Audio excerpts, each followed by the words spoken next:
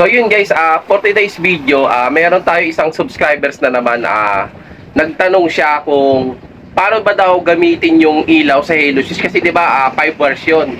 Yung lagi ko nako-content, yung gamit na ng taklo kasi yun yung useful talaga.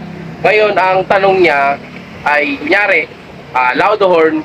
Gusto niya malaman kung naka-loud horn yun, tas na nakailaw yung Halo Switch natin. Kasi diba, dalawa minsan ang gamit nun. Isang loud horn, tsaka isang stock horn. Ngayon gusto niya, sabi niya, pag loud horn daw, dapat nakailaw yung Halo Switch. So ngayon, ipapakita ko sa inyo yung dating diagram kung paano gumana yun. Then ipapakita ko yung bagong diagram kung paano natin siya i-connecta para gumana yung sinasabi mo na pag naka-loud horn siya, nakailaw yung Halo Switch. Ayan. So yun guys, ito kasi yung ating Halo Switch. Yan, papansin nyo, 5 wires yan. Yan, merong blue, green, yellow, red, tsaka black. Then etong mode na to guys, ito yung tinatawag nilang standby mode. Hindi siya naka-press kasi pag pinress siya, nakabaon, no? Ayan, nakapansin mo, nakabaon. Yan. At ito yung pinaka standby mode niya, hindi siya naka-press. Yan. Tapos ngayon, yung 3 wires dito guys, bukod sa red and black, yan, meron ditong common, yan, meron ditong normally close at normally open. So ngayon guys, ang ibig sabihin nun, once na hindi pa to naka-press guys, may common dito tsaka normally close, ayun na yung dugtong. Ibig sabihin, shorted na siya. Ayan. Tapos ngayon, pag pinrest mo naman to, ayan, nakalubog, yung tinatawag natin dyan na normally open, ayun na yung magiging shorted sa common. So ngayon, yung normally open tsaka common ay shorted na siya. Ayan. Binigyan ko lang kayo ng idea kasi para malaman nyo kung paano mag-function tong Halo Switch. So ngayon yan, pag hindi siya naka-press, si normally close at common ay shorted.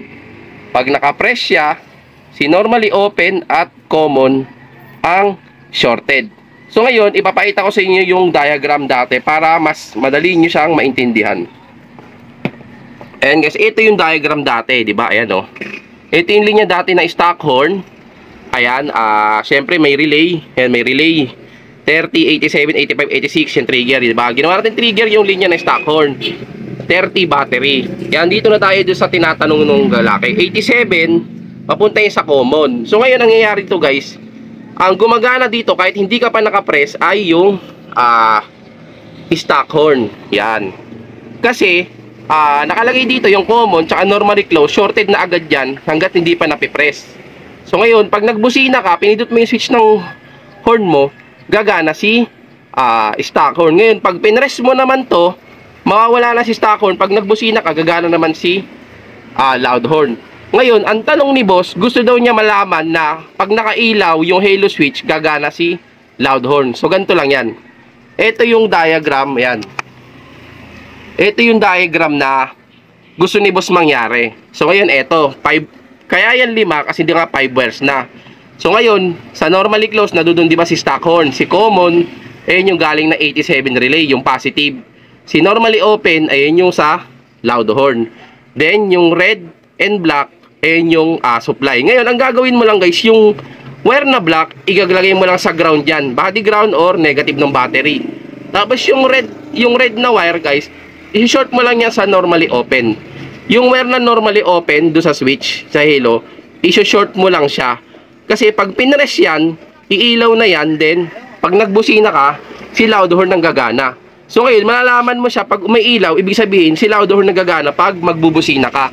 Ngayon, pag press mo, mawawala ilaw nun, si stock horn naman ang gagana. So, ganun lang siya kasimple. Yan, intindihin mo na lang din to, yung switching niya. Kasi, yun yung pinaka-way talaga, paano gumana yung ilaw ng ating Halo Switch. Dahil gusto mong umilaw siya pag gamit ay loud horn, kumbaga yun ang pinaka-indicator mo, ganito ang gawin mo. Yan. As is na tayo doon sa tatlo dati, nadagdagan lang siya ng 2 wire, red and black. Yung red, itatap mo lang din yan sa linya ng normally open. Then, yung black, iga-ground mo lang siya, iba-body ground mo lang siya. Ayan. Sana yung nag-request nito o yung nag-comment, mapanood mo ulit itong video na to para magawa mo na to dun sa DIY na gagawin mong busina. Ayan. para sana nakatulong sa inyo tong video na to. Ayan, maraming salamat.